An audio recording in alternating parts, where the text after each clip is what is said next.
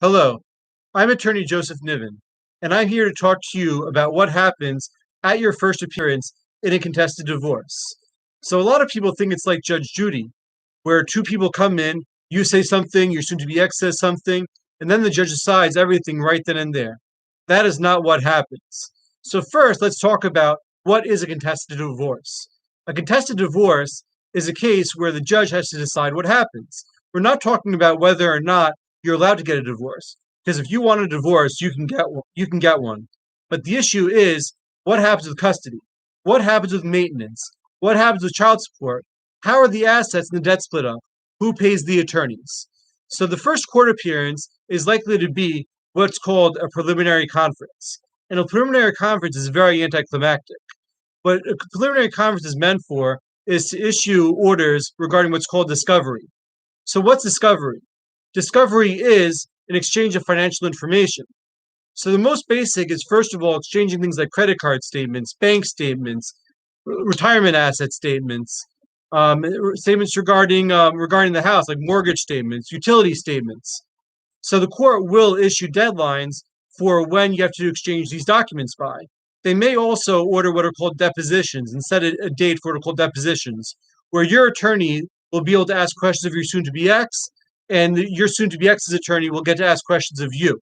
They are likely to also order what are called appraisals. So somebody will come in and determine how much your residence is likely to be worth, how much the business is likely to be worth, how much the pension is likely to be worth. Additionally, they may issue what are called temporary or pendente lite orders. So they may order that somebody pay what's called pendente lite or temporary maintenance, meaning that if one spouse earns a lot more money than the other, they may order that spouse to pay maintenance to the other while the case is going on.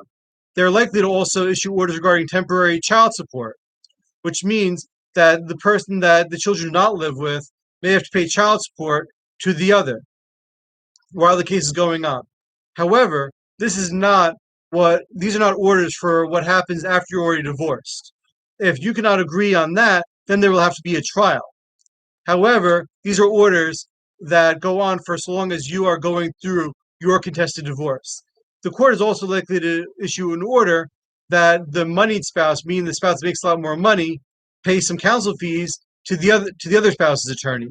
This way one spouse does not have a big advantage simply because they have a lot more money to pay lawyers with. So the purpose of the preliminary conference is to set some rules for what happens while you're going through the divorce.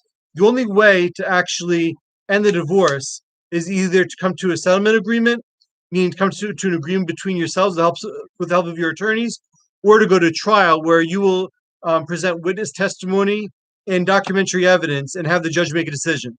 However, most contested divorces settle while you're still going to court, meaning that while you're going to court, the spouses come to an agreement with one another with the help of the attorneys regarding the issues that were described: custody, maintenance, child support, and counsel fees. If you have questions about this, please feel free to call our office at 347-642-0376. You can also contact us through our website, www.nivenlaw.com, www.nivinlaw.com. And the first 30 minutes of the consultation are always free. I look forward to helping you out and helping you with your divorce.